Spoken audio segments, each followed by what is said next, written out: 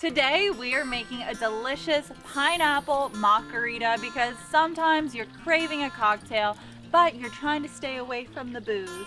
But if you do want to add alcohol to this drink, you always can. So now that I've put some honey on my rim, I'm just going to dip it into my toasted coconut flakes. In my cocktail shaker, I've just added some ice, and now we can start adding in our ingredients. And the thing I love about this is it's actually really fresh and healthy ingredients.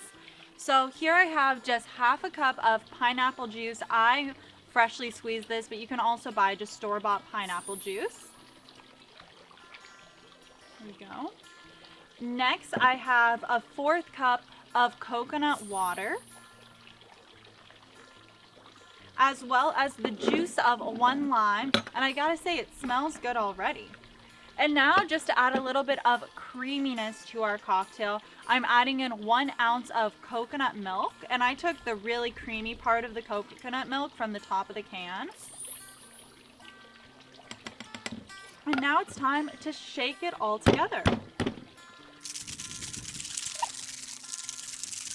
And if you feel like it, you can always add in some fun little garnishes. So I just added a slice of lime as well as a little piece of pineapple, and then one of this pineapple this pineapple frond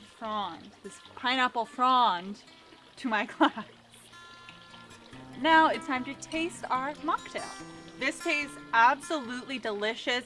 It's so refreshing and kind of tart.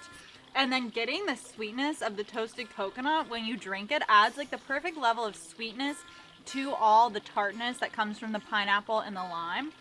This is kind of giving me a pina colada vibe in a way too.